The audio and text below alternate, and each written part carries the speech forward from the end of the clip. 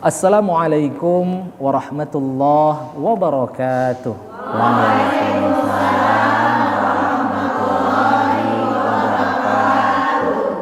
Alhamdulillahi rabbil alamin wa bihi nasta'inu ala umurid dunya waddin wassalatu wassalamu ala asyrafil anbiya'i wal mursalin sayyidina wa maulana Muhammad wa ala alihi wa sahbihi ajma'in. Subhanaka la ilma lana illa ma 'allamtana innaka antal alimul hakim wala haula wala quwwata illa billahil aliyyil azim. Shadaqallahul azim. Amma ba'da. Baik pemirsa TVRI Sumatera Utara dimanapun Anda berada, as-shaimun shaimat yang dirahmati Allah Subhanahu wa taala. Alhamdulillah kita bertemu kembali tentunya dalam program Ngaji Bareng di TVRI. Ngaji bareng di TVRI. Ngaji bareng di TVRI. Alhamdulillah kita ucapkan sebagai rasa syukur kehadirat Allah Subhanahu wa taala. Salawat dan salam kita hadiahkan kepada junjungan kita Nabi Muhammad sallallahu alaihi wasallam.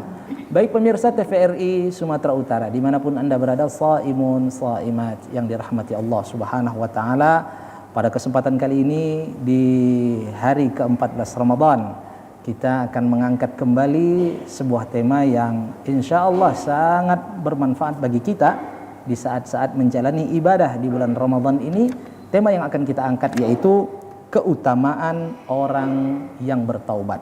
Kata taubat adalah kata yang sering kita dengar, sering kita ucapkan, namun bagaimana hakikat taubat dan bagaimana keutamaan taubat, tata cara bertaubat. Ini adalah hal yang sangat penting kita ketahui sebelum berakhirnya Ramadan, agar taubat yang kita lakukan benar-benar diterima oleh Allah Subhanahu wa taala. Untuk itu kita akan mendengarkan nantinya tausiah dari narasumber yang telah hadir di studio bersama kita, yaitu Al-Ustadz Al-Mukarram Dr. Haji Muhammad Amar Adli LCMA. Beliau merupakan Ketua Komisi Fatwa Majelis Ulama Indonesia Kota Medan. Beliau juga merupakan Wakil Ketua Komisi Fatwa Majelis Ulama Indonesia Provinsi Sumatera Utara, dan beliau juga merupakan dosen di Fakultas Syariah Hukum Islam di Universitas Islam Negeri Sumatera Utara. Mari kita sapa bersama-sama. Assalamualaikum Ustaz. Waalaikumsalam warahmatullahi wabarakatuh. Ishlounakum Ustaz. Alhamdulillah khair. Alhamdulillah khair, Masya Allah. Alhamdulillah tayyibin. Allah yahayik. Masya Allah. Keluarga sehat semua Ustaz? Alhamdulillah. Alhamdulillah, sehat. Masya Allah. Alhamdulillah beliau merupakan guru saya juga ketika berada di UIN Sumatera Utara. Alhamdulillah bertemu kembali, mudah-mudahan kita nanti akan mendapatkan mutiara hikmah dan manfaat dari tausiah yang akan disampaikan oleh Ustaz kita. Terima kasih Ustaz atas kesediaan berhadir. Sama-sama. Pemirsa tidak sabar ingin mendengarkan tausiah dari Ustaz. Insyaallah. Insyaallah. Baik pemirsa TVRI Sumatera Utara dimanapun Anda berada, shaimun shaimat yang dirahmati Allah Subhanahu wa taala. Kita juga dihadiri oleh ibu-ibu yang pemirsa saksikan tadi, luar biasa menggemakan, menggaungkan zikir di ruangan yang penuh barakah ini dengan penuh semangat. Meskipun di saat-saat siang hari di bulan Ramadan ya, di samping kesibukan menyiapkan makanan untuk berbuka puasa untuk keluarga, mereka sempat mengaji majelis ta'lim saat ini. Luar biasa tetap semangat ya. Semangat 45, baterainya masih cas, belum lowbat padahal udah jam 2 siang ini ya. Baik, kita sapa ibu-ibunya. Assalamualaikum ibu-ibu. Waalaikumsalam. Bagaimana kabarnya ibu, sehat?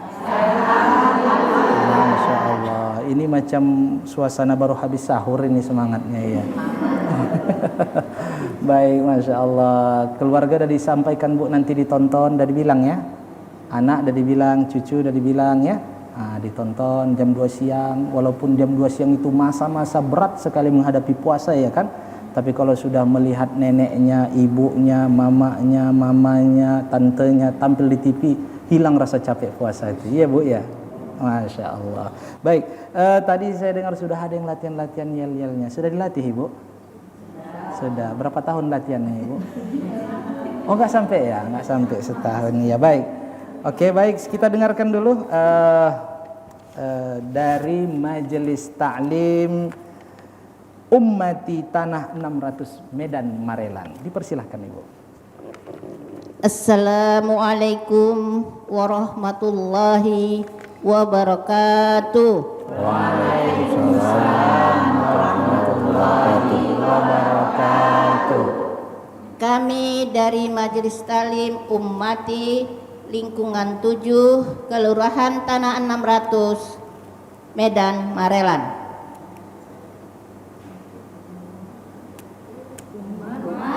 Umati Majelis Ta'limku beriman, bertakwa, berakhlak mulia. Allah ya Tuhanku, Muhammad Rasulku. Umati Majelis Ta'limku. Ummati Allahu Akbar. Masya Allah, tepuk tangan Ibu. Itu saya lupa ingat lagu apa itu ya? Oh, Pelangi-Pelangi ya. Nampaknya Ummati ini rata-rata dari perkumpulan ibu-ibu Rodotul Atfal ini ya. Bisa mengkombinasikan lagu Pelangi jadi lagu yel-yel Ummati ya. Masya Allah, luar biasa ya. Baik, selanjutnya ini dari Majelis Ta'lim Tahsin LPTQ Medan. Dipersilakan Ibu. Assalamualaikum warahmatullahi wabarakatuh. Waalaikumsalam warahmatullahi wabarakatuh. Kami dari pengajian LPTQ Kelurahan Kota Matsum 3 Medan. Yo ngaji, ayo ngaji, bareng ibu-ibu LPTQ. Ayo ngaji, perbaiki diri, perdalam agama sejak dini. Allahu Akbar. Baik, tepuk tangan Ibu. Warahmatullahi wabarakatuh. Waalaikumsalam warahmatullahi wabarakatuh. Ini pandai ibu LPTQ-nya, yang tua-tua diletak di tengah. Supaya bisa nyontek Ibu. Tapi paten kok, paten luar biasa. Berapa hari latihannya Ibu? Oh. Habis tarawih mulai latihannya ya, habis tarawih ya. Tapi nggak lupa bangun sahur ya. Baik, Masya Allah, terima kasih Bu sudah menghibur dengan yel-yel yang dipersiapkan. Meskipun berangkat dari rumah penuh dengan pekerjaan, suasana yang sibuk, tapi masih sempat hadir dan menyuguhkan yel-yel yang cukup menarik. Insya Allah menambah semangat kita mendengarkan tausiah dari Al-Ustadz kita ya. Insya Allah nanti ibu-ibu juga akan diberikan kesempatan untuk bertanya kepada Ustadz kita terkait dengan tema kita, yaitu keutamaan orang yang bertaubat. Baik pemirsa, tidak sabar lagi kita akan mendengarkan tausiah yang akan menyirami hati rohani kita selama di bulan Ramadan ini, dan untuk menempuh sisa-sisa hari-hari Ramadan yang akan kita lalui insya Allah dengan penuh hati yang bertaubat kepada Allah Subhanahu wa taala. Baik pemirsa, mari kita dengarkan tausiah dari Al-Ustaz kita. Ustaz, untuk muqaddimah dari tema kita ini dipersilahkan Ustaz. Baik, terima kasih Ustadz atas waktunya. Ibu-ibu semuanya sehat, Bu? Alhamdulillah. Bismillahirrahmanirrahim. Salamnya ikut Ustadz tadi ya, gak usah salam lagi ya. Boleh. Nanti kebanyakan salam. Bismillahirrahmanirrahim. Alhamdulillahirabbil alamin. Wassalatu wassalamu ala asyrafil anbiya'i wal mursalin wa ala alihi wa sahbihi ajma'in. Amma ba'd. Tak terasa kita sudah masuk di hari ke-14 Ustaz ya. Alhamdulillah, udah hampir separuh kita jalani bulan puasa ya di bulan Ramadan ini. Mudah-mudahan kita diberi kesehatan sampai ke ujungnya ya. Amin. Kemudian bertemu kita dengan hari raya ya, Idul Fitri insyaallah. Sehat-sehat ibu-ibu semua ya. Sehat, kuat, kemudian tetap menjalankan ibadah sekaligus memberikan sarapan atau sahur dan bukaan untuk keluarga. Jadi berat memang ibu-ibu ini. Betul, Ustaz. Nggak seperti kita laki-laki Ustaz ya. Betul, Ustaz. Kita bangun udah ada makan, Iya, ya kan? Ustaz. Pulang kerja mau berbuka, Udah ada. maghrib udah ada makanan, udah ada hidangan. Memang ibu-ibu ini memang ahli surga. Insya Allah ibu-ibu semuanya menjadi ahli surga. Amin. Amin ya rabbal alamin. Pemirsa ngaji bareng ibu-ibu dari beberapa pengajian dan Ustadz ya, moderator yang saya hormati. Tema kita hari ini adalah taubat. Ibu, ya, tak ada manusia di dunia ini yang tidak punya kesalahan. Namanya insan itu, bahasa Arab dari manusia adalah insan. Insan itu dari kata-kata nisyan. Nisyan itu artinya lupa.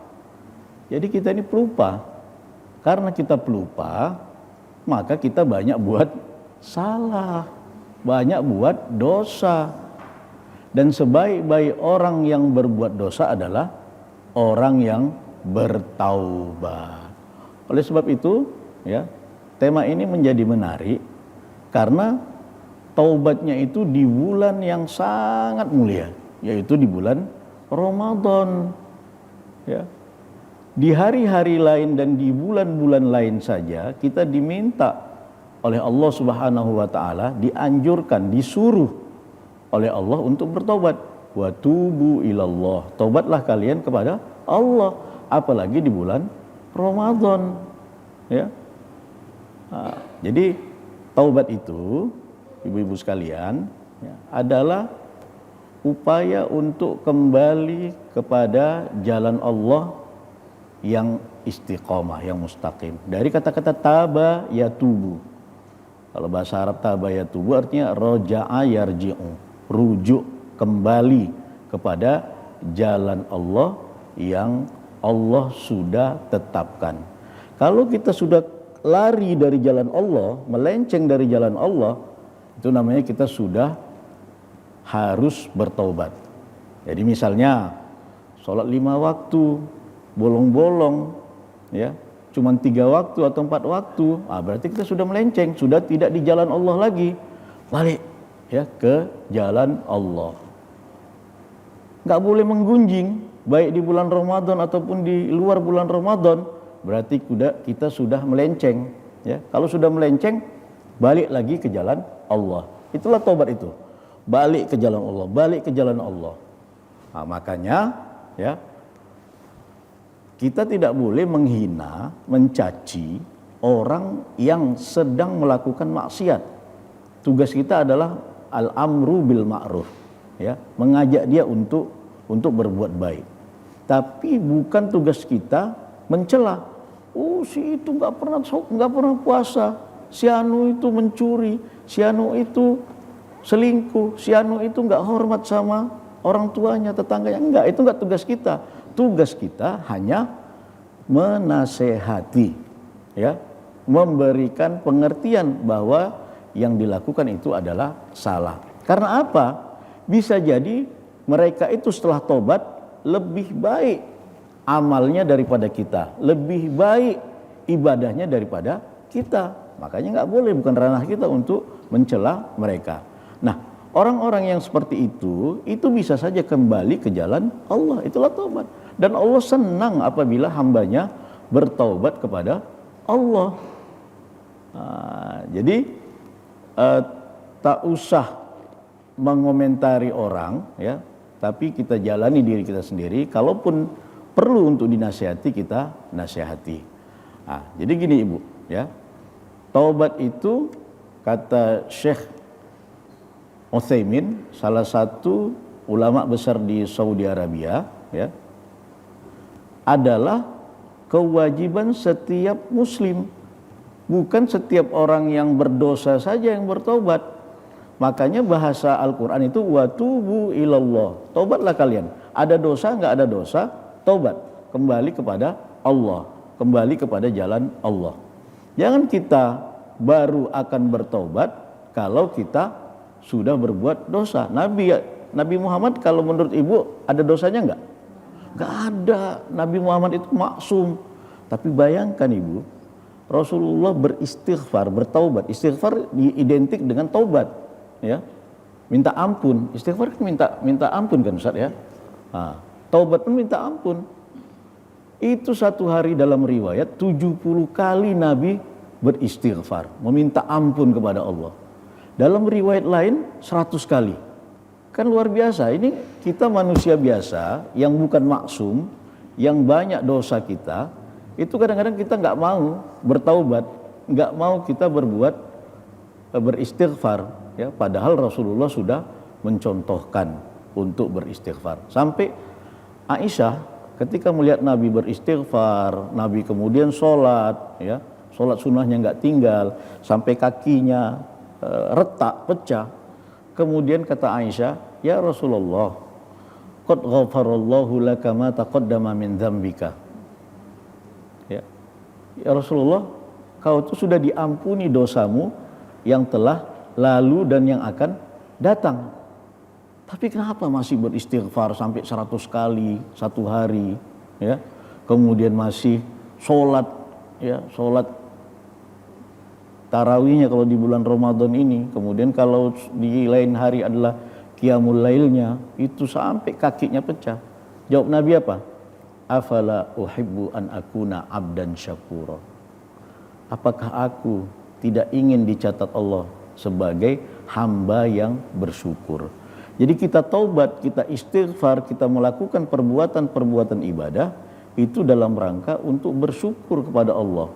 Allah udah kasih banyak kita nikmat, Ibu sekalian, ya.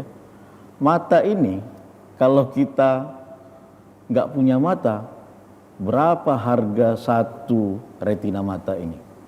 Darah, orang yang leukemia misalnya, sekali transfusi darah, berapa dana yang harus dikeluarkan? Kita, karena kita sehat, jadi ini ngalir terus, ya. Allah beri terus darah, nggak kekurangan darah kita. Tapi orang-orang yang kekurangan darah, itu luar biasa. Pankreas, ya. Kalau kita nggak punya, ginjal, kita nggak punya, tiap 2 kali dalam seminggu, 3 kali dalam seminggu itu cuci darah. Oleh sebab itu semua harus kita syukuri. Dalam bentuk apa? Dalam bentuk taubat. Jadi taubat kita, ibadah kita, istighfar kita, rujuk kita kepada Allah, itu adalah dalam rangka untuk mensyukuri nikmat Allah.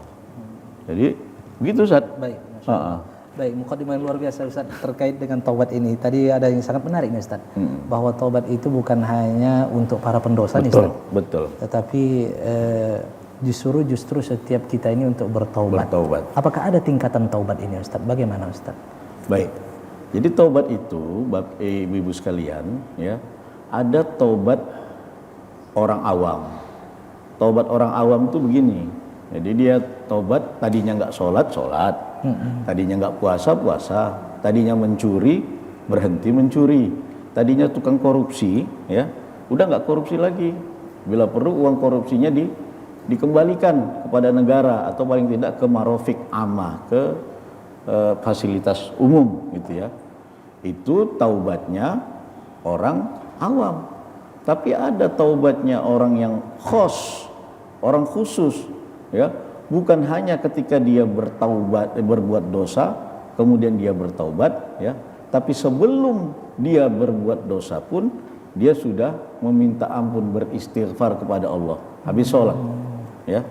Kita padahal habis berbuat kebaikan. Habis sholat, istighfar kita. Iya. Astaghfirullahaladzim alladzi la ilaha illa huwal hayyul qayyum wa atubu ilaih. Atubu itu artinya taubat. Istighfar pun artinya taubat. Loh, orang kita baru sholat kok kita istighfar dan bertobat. Itulah taubatnya, ya, orang khawas, ya, orang-orang khusus. Bukan karena dia melakukan perbuatan dosa, ya, tapi karena dia memang orang yang ingin mensyukuri nikmat Allah, kemudian dia beristighfar dan bertaubat kepada Allah Subhanahu wa taala. Itulah kira-kira tingkatan taubat itu. Masya Allah, Masya Allah. Khawas. Masya Allah. Jadi kalau istighfar setelah sholat itu jangan sepele, Ibu, ya. Kadang Ustaz habis sholat, campak mukena, campak sejadah, nggak sempat istighfar Ustaz, ya kan? Padahal itu istighfar yang luar biasa tuh Ustaz, ya. Habis melakukan kebaikan, dia tetap beristighfar. Apa boleh kita ketika istighfar itu Ustaz merasakan mungkin ada kurang sholatnya, mungkin tadi melenceng pikirannya, mungkin tadi ketika mencari sisir kutu di mana begitu sholat lintas Ustaz gitu kan. Begitu sholat memang nasi belum dijerang Ustaz, ya kan, atau lupa cabut cok setrika Ustaz, soalnya pengalaman juga Ustaz kadang.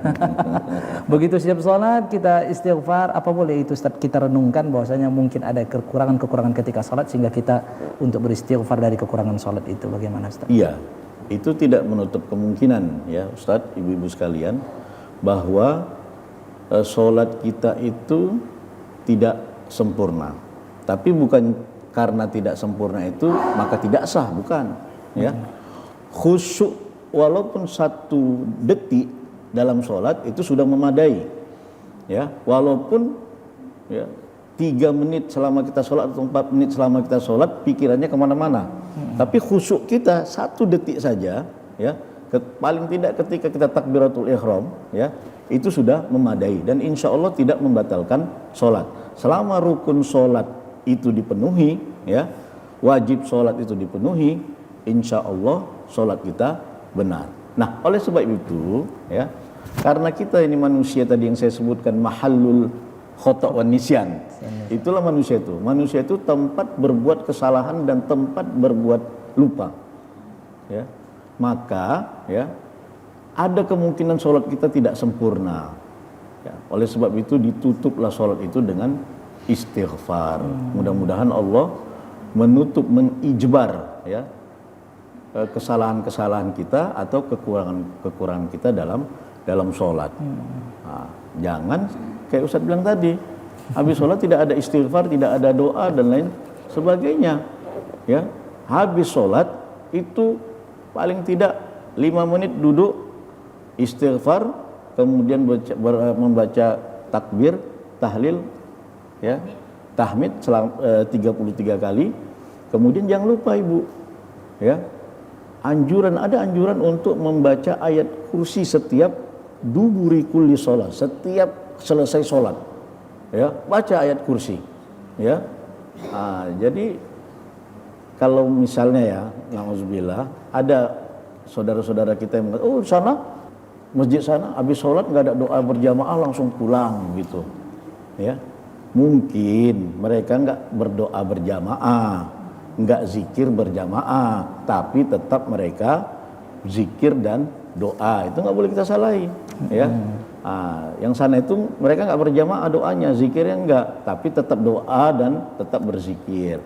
Nah, tugas kita tak usah lihat-lihat orang, tak usah menyalahkan orang. Selesai sholat kita laksanakan, baik secara berjamaah atau secara pribadi. Masya Allah Ustadz, mohon ditahan Ustadz. Masya Allah, sangat menarik sekali Ustadz. Akan kita lanjut setelah pesan-pesan berikut ini. Dan ibu-ibu mohon bersabar, saya lihat udah gak sabar nih mau bertanya nih ya. Insya Allah setelah pesan-pesan berikut ini. Dan pemirsa jangan kemana-mana, tetaplah bersama kami. Insya Allah akan kita dengarkan tausiah yang lebih menarik lagi. Jangan kemana-mana, tetaplah dalam program Ngaji Bareng di TVRI. Ngaji Bareng di TVRI. Ngaji Bareng di TVRI.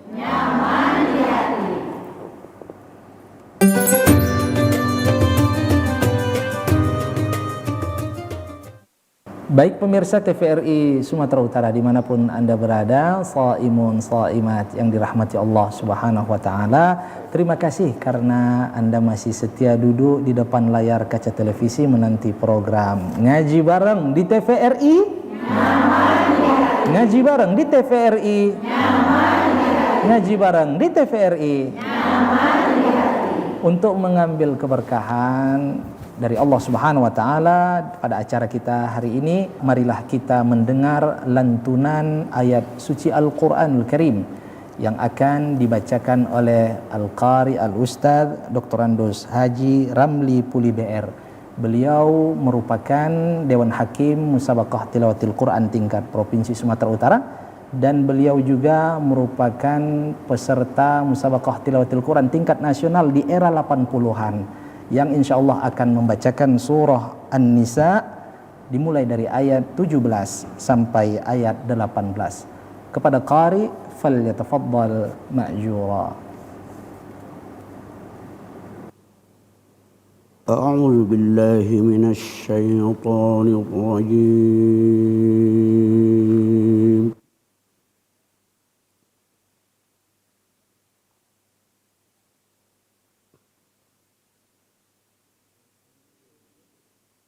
Bismillahirrahmanirrahim.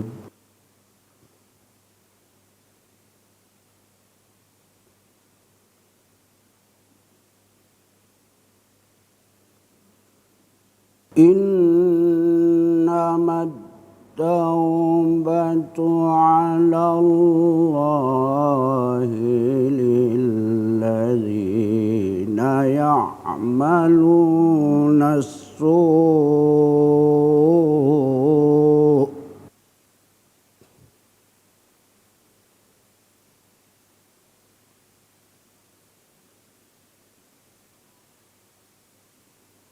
lilladzina ya'maluna as-su'a bijahalatin thumma yatubun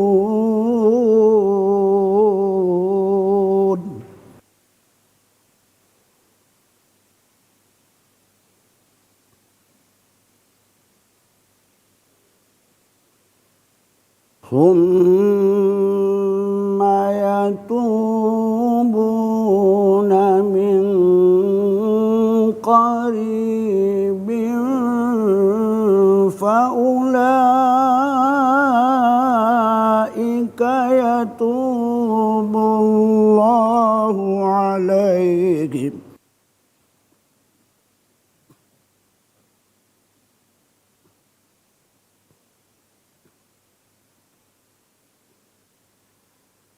wa kana Allahu 'aliman hakima.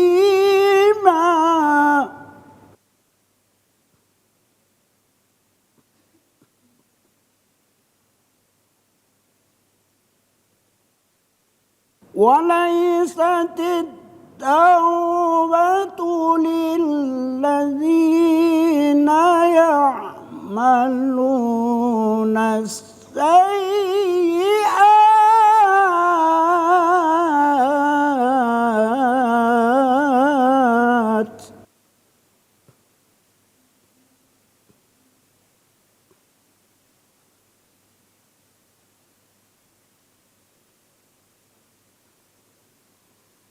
حتى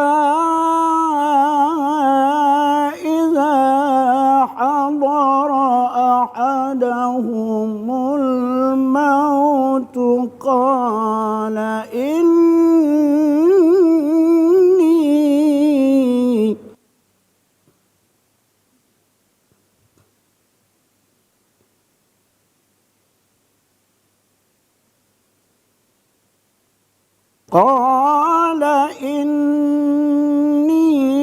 تبت الآن ولا الذين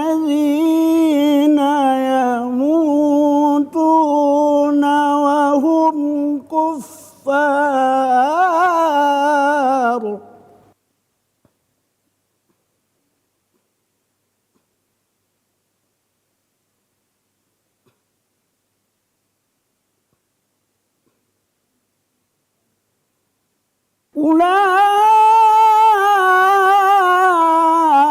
أولئك أعتدنا لهم عذابا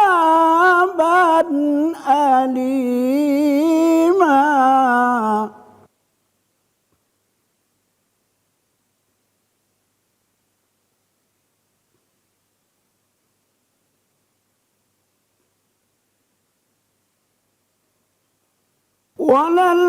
وللذين يموتون وهم كفار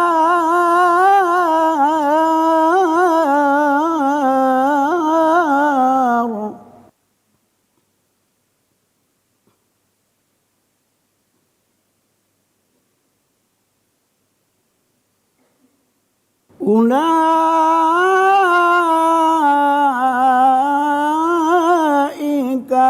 أعتدنا لهم عذابا أليما.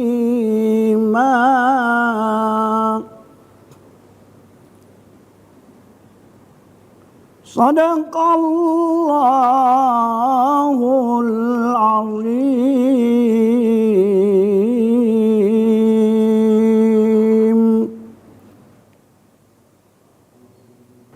Sadaqallahul azim wa sadaqa rasuluhun nabiyul karim wa nahnu ala dzalika minasyahidin wasyakirin walhamdulillahi rabbil alamin.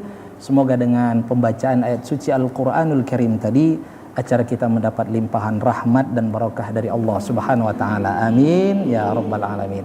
Baik pemirsa TVRI Sumatera Utara dimanapun Anda berada, shaimun shaimat yang dirahmati Allah Subhanahu wa taala.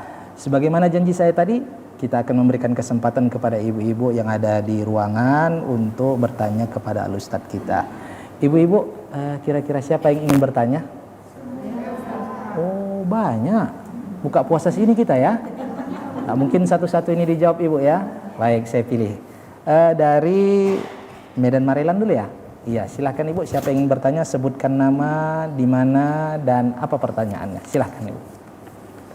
Assalamualaikum warahmatullahi wabarakatuh. Waalaikumsalam warahmatullahi wabarakatuh. Perkenalkan, nama saya Rini Gusti Dewi dari pengajian Umati Medan Marelan. Ada satu pertanyaan yang mau saya tanyakan Pak Ustadz. Begini, misalnya kita ini sudah taubat, sudah sholat taubat gitu kan. Apalah hukumnya apabila kita melakukan maksiat lagi? Kita tak sengaja ataupun sengaja atau lupa alpa sebagai manusia. Demikian pertanyaan saya. Assalamualaikum warahmatullahi wabarakatuh. Waalaikumsalam warahmatullahi wabarakatuh. Baik, terima kasih Ibu Dewi ya. Tadi Ustadz ada pertanyaan, kira-kira ketika seseorang sudah bertaubat, dia udah bersungguh-sungguh bertaubat, ternyata satu ketika tergelincir melakukan perbuatan dosa. Ini bagaimana taubat seperti ini Ustadz? Persilakan Ustadz. Baik. Ini banyak Bu ya terjadi ya. Orang tobat hari ini ya. Besok buat maksiat lagi, sengaja ataupun tidak sengaja. Kemudian mengatakan, Allah itu kan Maha Pengampun. Allah Ghafurur Rahim katanya kan. Sebanyak apapun kita berbuat dosa akan diampuni oleh Allah. Ya. Pernyataan ini ada benar, ada salahnya juga, ya. Benarnya itu memang betul. Allah mengampuni semua dosa manusia sebanyak apapun, berapa kali pun dilakukannya, selama itu bukan dosa syirik.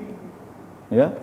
Kalau dosa syirik baru tidak diampuni. Itu pun kalau setelah kita na'udzubillah seseorang masuk Kristen syirik, pindah agama, kemudian dia berpikir lagi, kemudian mendapat hidayah lagi, balik lagi ke agama Islam, itu masih dimaafkan, masih diterima. Ya, yang tidak diterima itu ketika keluar dari agama Islam, meninggal, selesai. Ya, nah, jadi sebanyak apapun dosa kita, ya, kalau syair Abu Nawas itu, dzunubi mithlu a'dadi rimali, wa dzambi zaidun kaifahtimali, wa dzambi zaidun kulla yaumin kaifahtimali. Katanya, ya, dosaku sebanyak pasir di lautan. Berapa banyak itu, Bu? Bisa dihitung nggak? Nggak bisa. Ya, wa dzambi zaidun, dosaku bertambah setiap hari. Bukan hanya pasir itu saja, tiap hari bertambah. Kaifahtimali, bagaimana aku menanggungnya? Tapi Allah Maha penerima taubat. Allah akan terima taubat itu semuanya. Tapi, ya, merupakan akhlak kita kepada Allah, jangan kita ulangi lagi. Sama anak ibu. Anak ibu kalau buat salah, atau mohon maaf ibu salah sama suami, ya, maaf aku ya Pak, Abang, maaf aku, ya. Oke, dimaafkan sama suami misalnya. Besok buat lagi, sebetulnya suami bersedia saja memaafkan, tapi ini nggak ada etikanya gitu. Hari ini minta maaf, besok buat lagi. Dimaafkan, besok buat lagi. Nah, itulah dia. Tapi karena Allah itu Maha Tawwabur Rahim, Maha penerima taubat, insya Allah dimaafkan oleh Allah. Hanya kita sebagai hamba jangan sampai berakhlak yang tidak baik kepada Allah. Karena syarat, ya, bertaubat itu, ya, ada 3. Yang pertama, nadam. Nadam itu artinya menyesali. Aku sudah pernah begini, ya Allah, ampuni aku. Itu nadam, menyesali. Yang kedua, tidak melakukan lagi. Nah, jangan udah nadam, udah menyesal, tapi masih melakukan. Nah, itulah yang tadi, ya. Sudah berjanji, sudah menyesal, tapi masih melakukan. Yang ketiga, baru berjanji untuk tidak melakukan.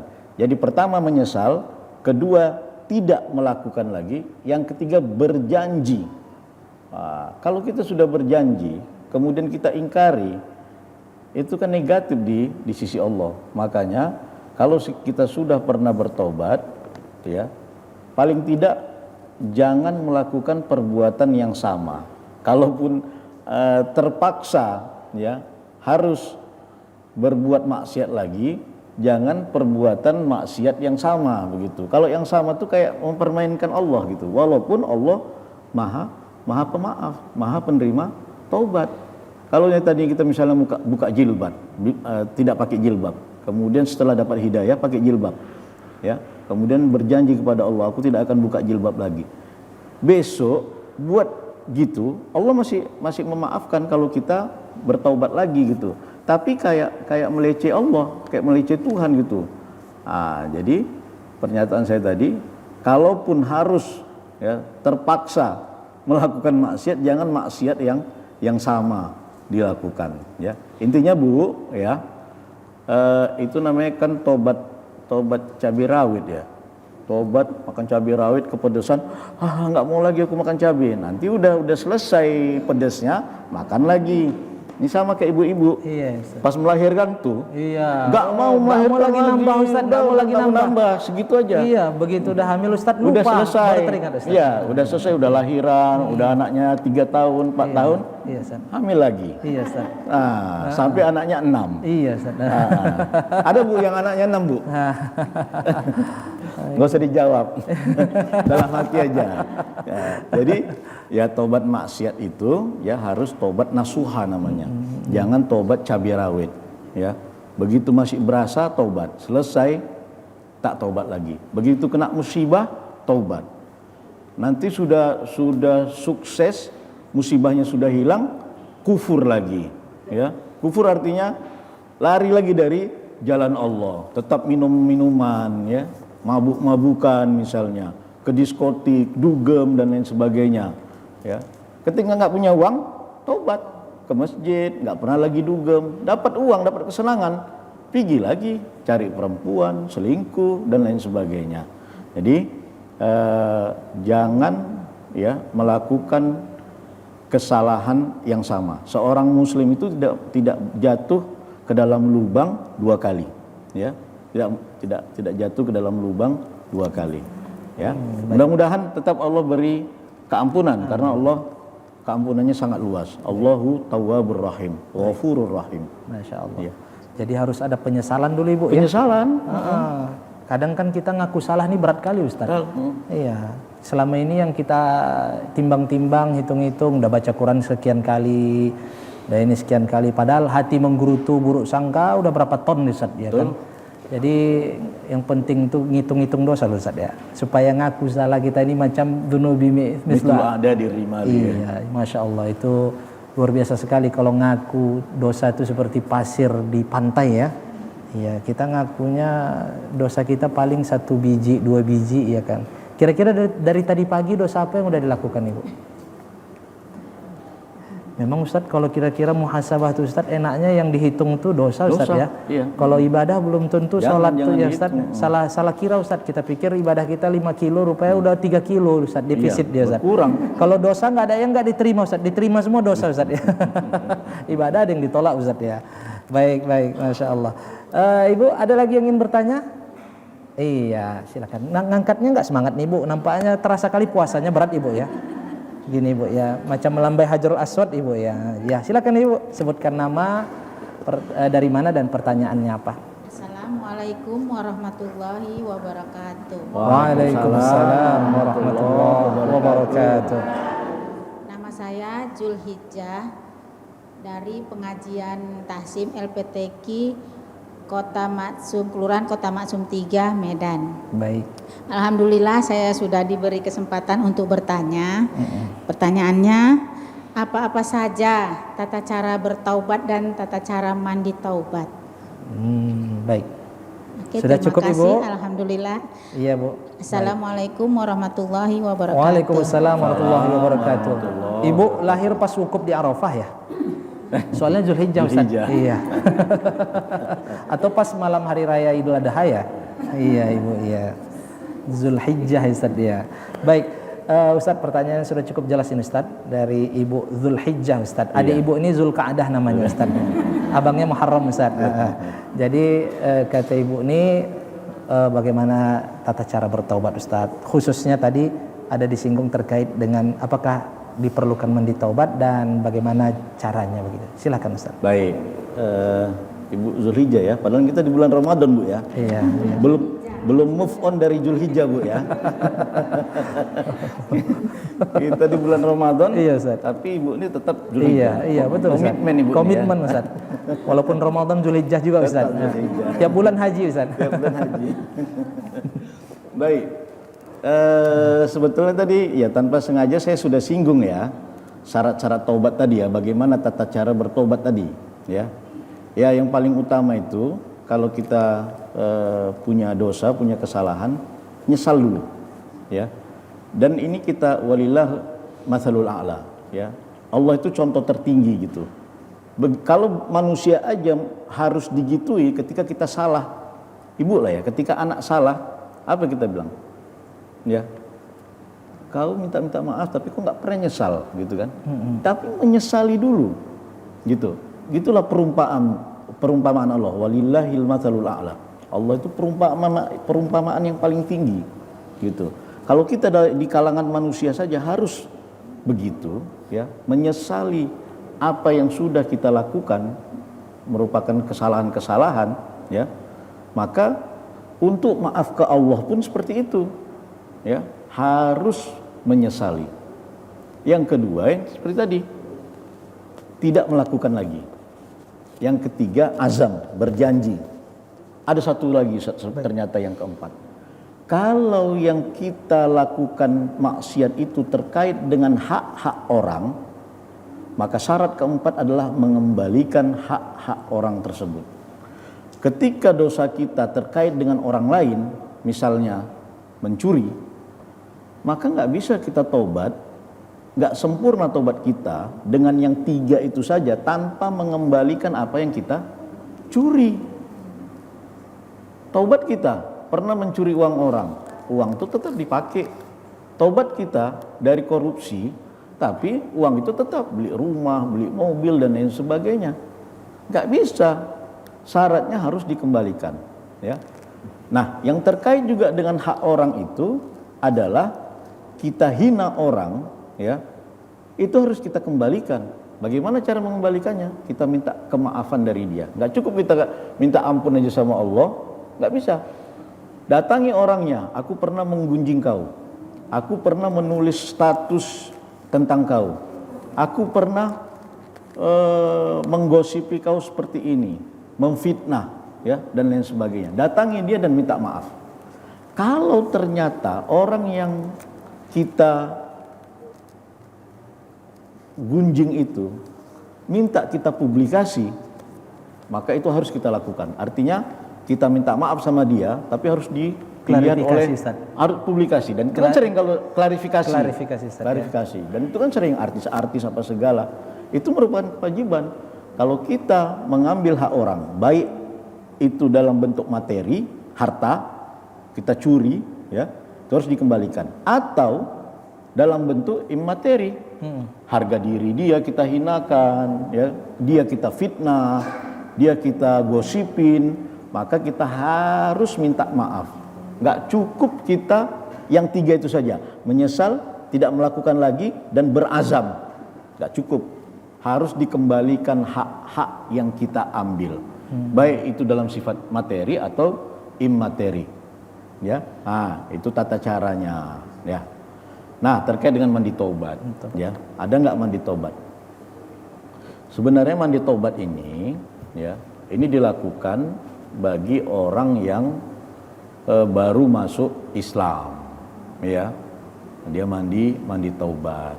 Tapi kalau orang yang baru masuk Islam itu kan dulu dia non Muslim, dulu dia mensekutukan Allah, banyaklah dosa-dosa dia. Tapi jangan salah ibu, ketika dia masuk Islam, non Muslim masuk Islam, maka 0 dosa, nggak ada lagi dosa dia.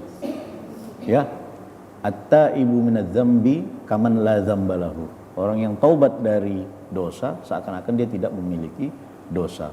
Ya, orang yang baru beriman masuk Islam itu yang lalu semuanya, keburukan yang lalu itu dihapus, tapi kebaikan yang lalu dihitung. Nah, kita yang sudah masuk Islam dari lahir, sudah Islam, bisa kita jamin lembaran kita itu putih? Wah, nggak bisa kita jamin. Berapa banyak dosa yang kita lakukan, mulai dari kita baligh sampai sekarang. Ya, tapi orang non Muslim masuk Islam, ya, hilang dosanya semuanya. Jadi 0. Nah, tapi orang-orang yang baru masuk Islam itulah yang dianjurkan untuk mandi taubat. Bagaimana dengan orang yang kita, ya, Muslim mau mandi taubat? Saya kira ada pendapat ulama yang membolehkan itu, ya. Kita mandi taubat sama seperti kita mandi wajib, ya. Bukan mandi biasa, ya, tapi seperti mandi wajib. Kalau itu kita lakukan, ya mudah-mudahan tidak melanggar. Dan kalau itu tidak kita lakukan, mudah-mudahan tidak melanggar, karena masing-masing, ya, ada pendapat ulama yang membolehkan dan ada juga yang tidak membolehkan. Itu khusus untuk orang yang seperti ini, gitu, yang baru masuk Islam. Baik, Masya Allah. Itu. Masya Allah. Jadi Bu, susah juga ya Bu ya kalau bertaubat dari menggunjing orang, gibah orang Bu ya. Kira-kira gimana Bu kalau ngasih tahu aku semalam menggibahi kau lah Bu. Aku bilang lah Ibu, hidung ibu agak mancung ke dalam, gue bilang. Kira-kira gimana ya? Susah ya? Susah. Makanya jangan gibah kalau susah. Gak semudah itu Ustaz ya. Betul. Masya Allah.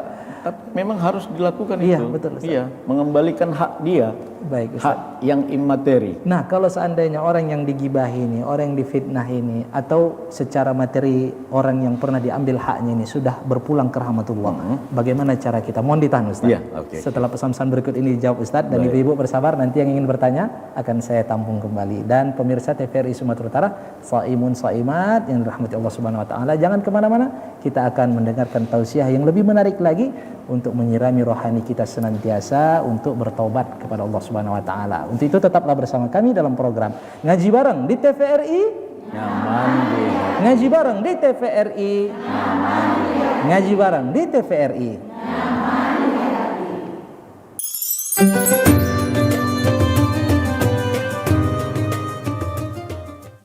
Baik pemirsa TVRI Sumatera Utara, Shaimun Shaimat yang dirahmati Allah Subhanahu Wa Taala, terima kasih Anda masih bersama kami tentunya dalam program Ngaji Bareng di TVRI. Nyaman di hati. Ngaji Bareng di TVRI. Ngaji Bareng di TVRI.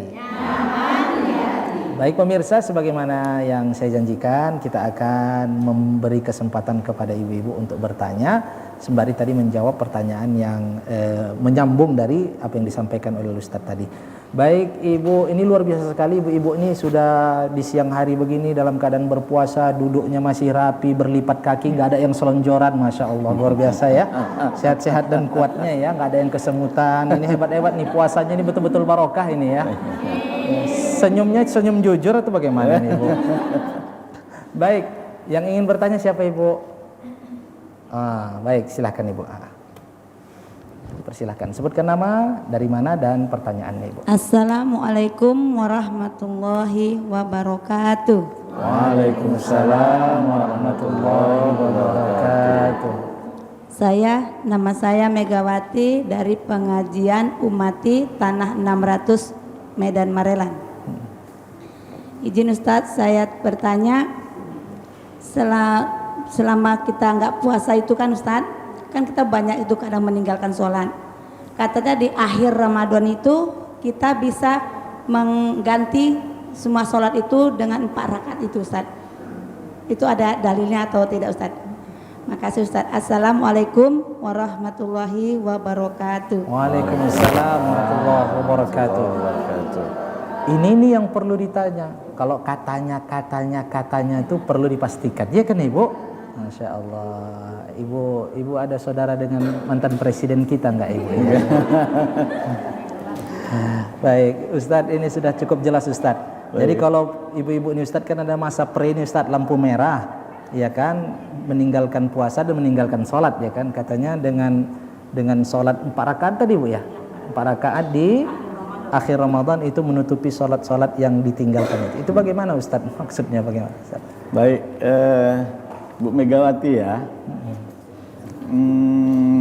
betul ibu harus bertanya ya tentang itu ya, karena memang tak ada satu dasar pun, satu hadis pun yang menyuruh kita untuk melakukan itu. Kewajiban orang yang meninggalkan puasa adalah mengqadha atau membayar fidyah. Qadha itu artinya mengulangi puasa kita atau berpuasa di hari yang lain, ya. Dan untuk ibu-ibu, ya, untuk kaum hawa, yang diqadha itu hanya puasa, sholat tidak diqadha. Hadisnya itu kunna nu'maru biqadha'i shaumi wala nu'maru biqadha'i shalah.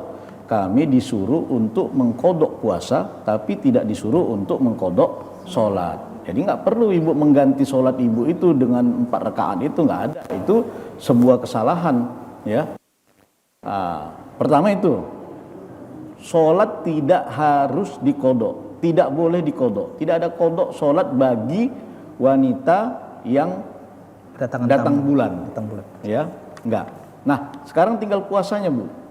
Puasa kalau kaum hawa ini, dan tidak hanya kaum hawa, semuanya, dia tidak berpuasa karena tidak ada uzur apapun, tidak sakit, ya, maka dia wajib mengqadhanya, tidak boleh membayar fidyah. Jadi jangan enak saja nggak puasa, kita hitung berapa hari nggak puasa, seminggu, ya udah kita bayar fidyah 7 hari kali sekian ons, kalau apa itu 0,7 kilogram ya fidyah itu ya. Tapi beda-beda lah di masjid itu, ada yang ngambil 30.000 ya, ada 10.000 ya, ada juga 50.000 begitu satu kali fidyah tidak puasa. Tapi kewajiban orang yang masih mampu apabila meninggalkan puasa adalah mengqadha puasanya.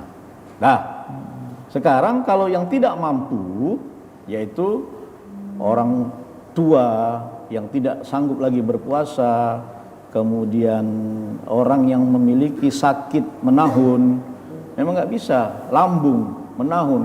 Kalau lambungnya akut lagi ya, kalau dia puasa dia akan berefek negatif, bisa saja sakit parah dan bisa meninggal gitu ya. Dan itu terus harus ada rekomendasi dari dokter bahwa ini orang tidak boleh berpuasa. Nah, kalau memang dia tidak bisa berpuasa, wa 'alal ladzina yutiqunahu, baru fidyatu ta'amu miskin, baru bayar fidyah. Selama masih sanggup tidak boleh bayar fidyah. Tunggu ya. Tahun ini dia bisa ganti puasa Ramadan dan yang dia tinggalkan, dia ganti. Nggak sanggup juga, masih sakit ya, tapi masih yurja bur'uhu kalau bahasa fikihnya, masih diharapkan kesembuhannya. Lain dengan penyakit menahun tadi yang saya sebutkan tadi, yang nggak sembuh-sembuh, yang tinggal menunggu ajal saja ya, maka itu kewajibannya adalah fidyah. Tapi orang yang sakit tapi masih diharapkan kesembuhannya, yurja bur'uhu, maka kewajibannya adalah mengqadha sholatnya, mengqadha puasanya. Kalau nggak sanggup lagi baru membayar fidyah.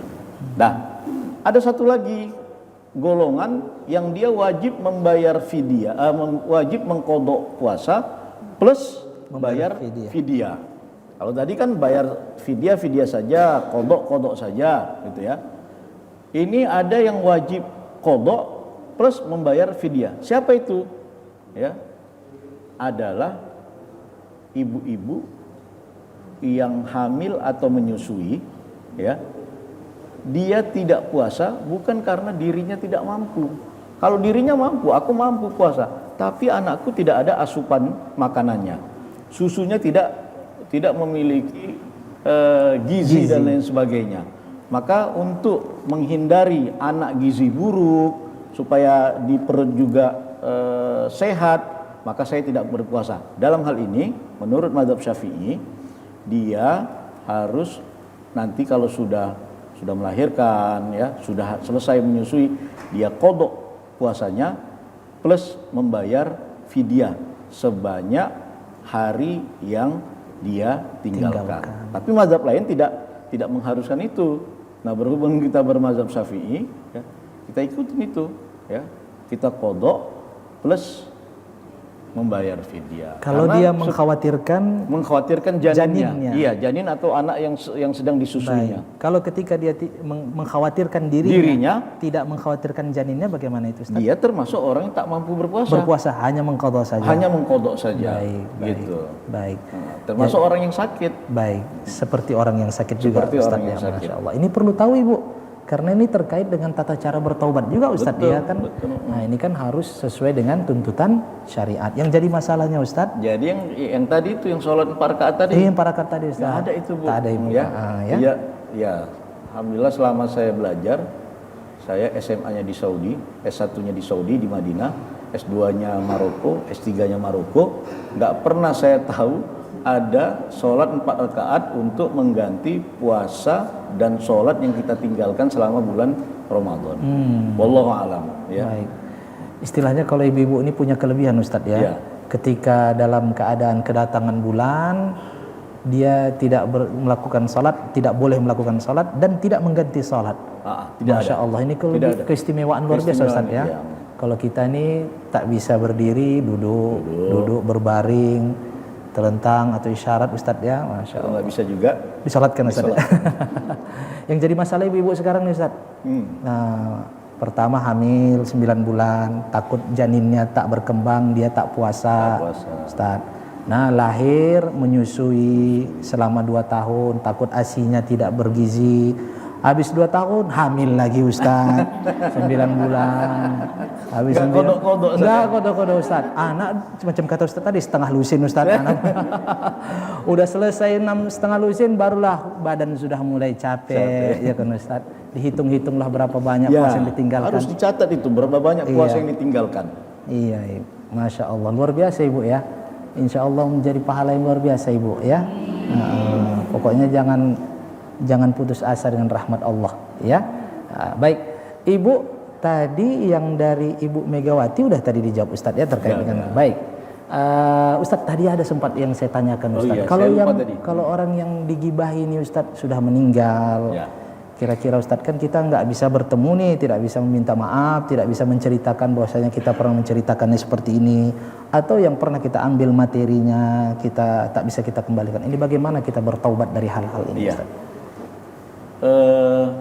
Kalau ternyata orang yang kita ribahi atau orang yang kita curi uangnya sudah tidak ada, maka kita datangi ahli warisnya.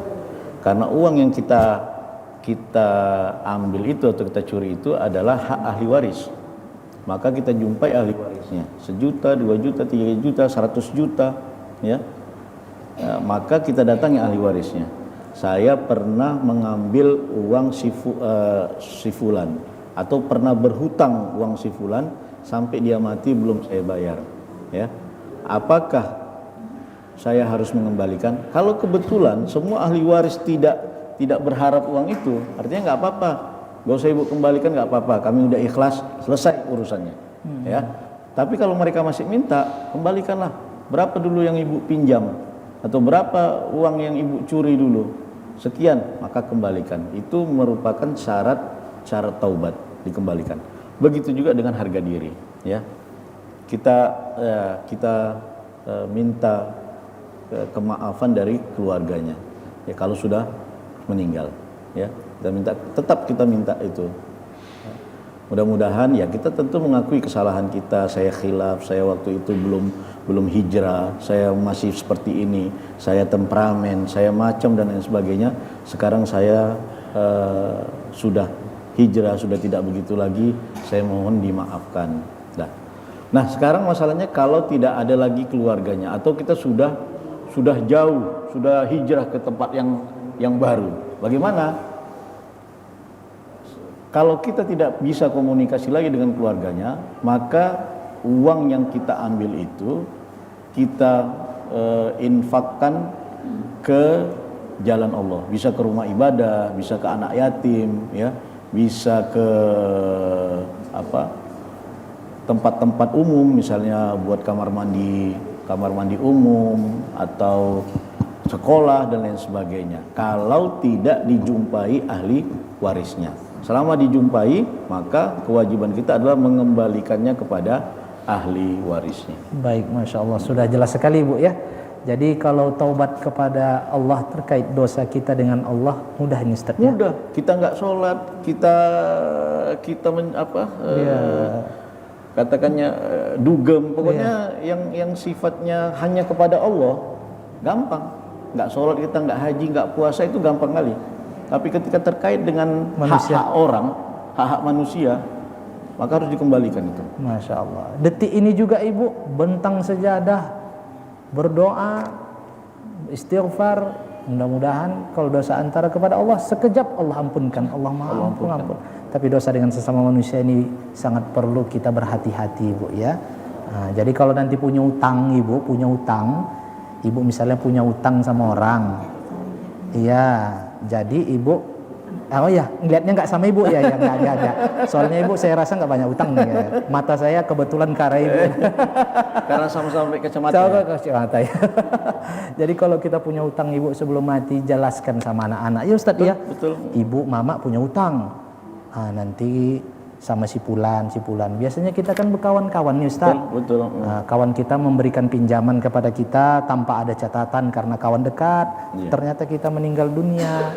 Anak kita orangnya kurang paham, dia minta bukti, ternyata tak ada bukti, dia tidak membayar hutang maknya, padahal benar-benar emaknya berhutang. Jadi yang seperti ini harus diwanti-wanti terkait dengan sesama dengan manusia, Ibu. Dan itu merupakan hak harta warisan. Betul. Jadi harta warisan itu sebelum dia dikeluarkan untuk ahli waris, Baik, Ustaz. maka dia harus dikeluarkan dulu hutang.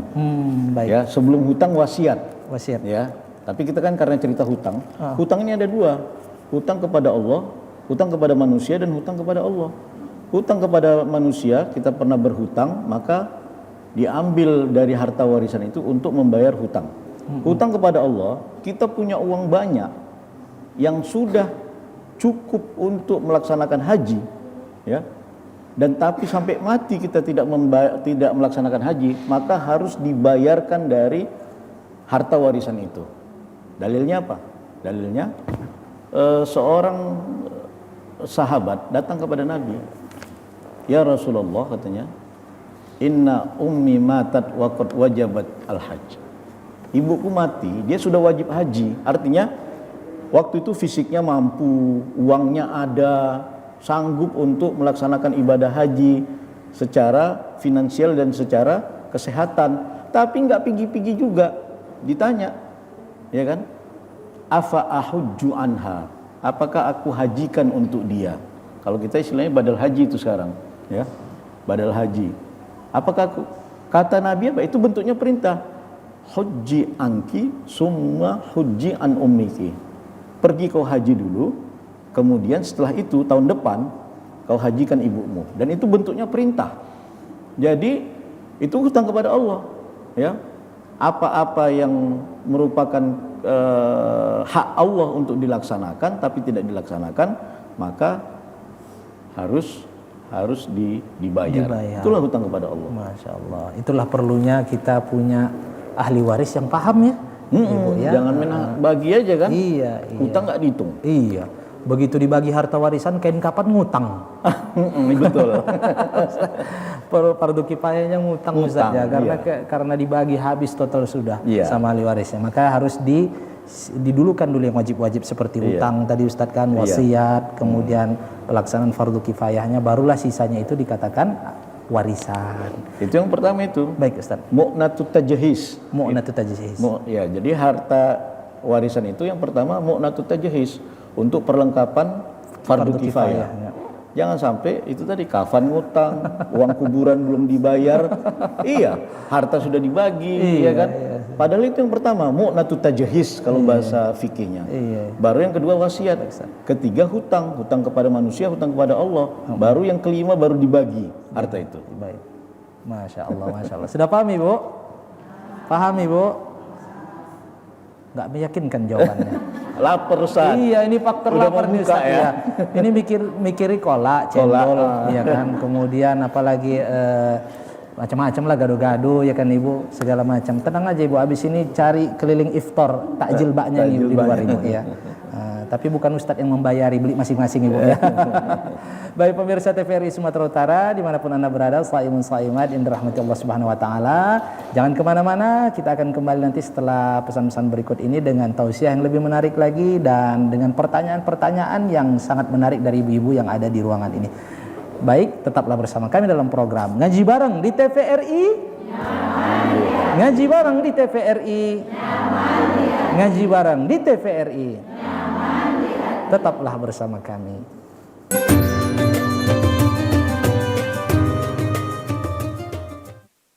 Baik pemirsa TVRI Sumatera Utara dimanapun Anda berada, shaimun shaimat yang dirahmati Allah Subhanahu Wa Taala. Terima kasih Anda masih setia bersama kami hingga segmen yang terakhir, tentunya dalam program Ngaji Bareng di TVRI.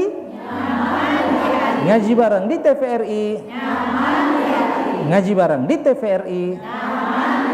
Baik pemirsa, tadi di sela-sela breakout bahwa ada dari ibu yang menitipkan pertanyaan ini Ustaz terkait dengan hal-hal yang sering terjadi di kalangan ibu-ibu dan juga kaum muslimin dari laki-laki, yaitu terkait dengan orang yang bagaimana ketika seseorang itu meninggalkan puasa sudah lama bertahun-tahun yang lalu, dia punya kesempatan untuk menggantinya tapi sampai sekarang belum juga digantikannya. Bagaimana hal ini? Karena ini terkait dengan hutang kepada Allah dan tata cara bertaubat kepada Allah, dan bagaimana orang yang ketika sholat di masa remajanya ada yang tinggal, kemudian mungkin sholatnya tidak sempurna, bagaimana caranya? Dan ini salah satu cara untuk bertobat kepada Allah Subhanahu wa taala juga. Kita dengarkan jawaban dari Ustaz kita sekaligus kalimatul ikhtitam, kalimat penutup terkait dengan tema kita hari ini. Ustaz, Baik.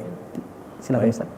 Jadi kalau ada muslim yang sudah baligh, kemudian sholatnya nggak benar atau bolong-bolong, kemudian puasanya juga nggak benar, nggak puasa, kemudian nggak dikodok bertahun-tahun, ini apa yang seharusnya? Nah, kalau untuk sholat, ya, ini ada khilaf antar ulama. Ada yang mengatakan seseorang yang meninggalkan sholat wajib tanpa ada halangan, maka dia tidak boleh mengkodok.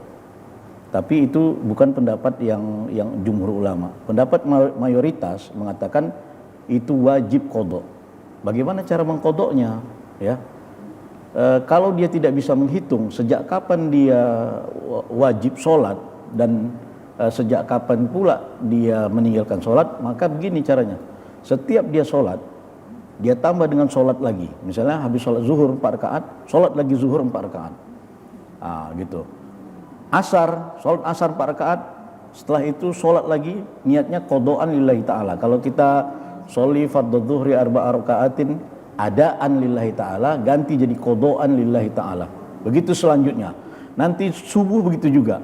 Ya, kalau merasa banyak 2 kali sholat nggak apa-apa. Maksudnya zuhur yang hari ini, zuhur untuk mengkodok yang lama-lama, zuhur lagi untuk yang mengkodok yang lama-lama. Mana tahu dia merasa banyak kali udah kutinggalkan, nggak teringat lagi sejak aku baligh, maka diulang berkali-kali. Begitulah cara mengkodoknya. Ya, ya. Kalau untuk puasa, ya, ini juga ada perbedaan ulama, ya. Ada yang mengatakan begini, orang yang wajib mengkodok, yang meninggalkan puasa wajib mengkodok sebelum masuk Ramadan berikutnya. Tapi ternyata dia 2 Ramadan, 3 Ramadan, 4 Ramadan gak dikodok-kodok, ya. Maka ada 2 pendapat. Pendapat pertama mengatakan dia wajib menghitung berapa jumlah puasa yang dia tinggalkan dan dia wajib mengkodok saja, dia kodok saja, ya. Pendapat kedua, karena dia sudah melanggar yang seharusnya dia mengganti puasanya pada tahun itu, tapi lewat tahun kedua, ketiga, keempat, maka di sini katanya selain dia harus mengkodok puasanya, dia juga harus membayar kafarat. Nah, ada orang mengatakannya dia fidyah. Tapi ada ulama yang mengatakan kafaroh kesalahan dia. Jadi kafarah itu sama juga dengan fidyah tadi, ya. Ada pendapat yang ketiga sebenarnya begini, ya. Sebenarnya dia wajib membayar qadha dan membayar kafarah atau fidyah. Tapi jika dia tidak mampu, maka puasa saja cukup. Misalnya orang miskin lah pula, ya kan. Dihitung-hitungnya sejak dia baligh ternyata ada 300 puasa yang dia tinggalkan, 3 hari puasa yang dia 300 hari puasa. Dihitung kali sekian puluh ribu, katakan 30.000, totalnya sekian puluh juta. Maka dalam hal ini kalau dia tidak mampu, ya menurut pendapat ulama cukup dia mengkodok sholatnya saja. Masya Allah Ustadz, mohon maaf sekali ini waktu kita sangat terbatas, tetapi kita masih haus akan penyampaian dari Ustadz terkait dengan bagaimana tata cara kita membayar hutang kepada Allah, dan tentu kita senantiasa untuk menanamkan dalam diri kita ini segera bertobat, ya kan. Tentu dengan Allah itu kita sesaat saja kita akan diampunkan Allah Subhanahu wa taala dengan taubatan nasuha, tapi dengan manusia harus meminta kemaafan dan mengembalikan haknya. Ustaz, terima kasih banyak Ustaz. Insyaallah nanti kita ketemu pada kesempatan berikutnya. Mohon maaf atas waktu yang sangat terbatas ini Ustaz. Terima kasih banyak. Dan ibu-ibu terima kasih banyak. Insyaallah kita ketemu pada kesempatan berikutnya ya. Buka puasanya nanti jangan lupa pakai kurma dan minum air yang hangat. Baik pemirsa TVRI Sumatera Utara dimanapun Anda berada, saya Izaidi beserta seluruh kru dan kerabat kerja TVRI Sumatera Utara pamit undur diri dan terima kasih kepada Majelis Ulama Indonesia Kota Medan atas kerjasama yang terjalin, dan insya Allah kita akan ketemu pada kesempatan berikutnya. Ilal liqa ma'al salamah. Assalamualaikum warahmatullahi wabarakatuh.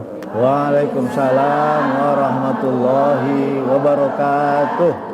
Astagfirullah Rabbal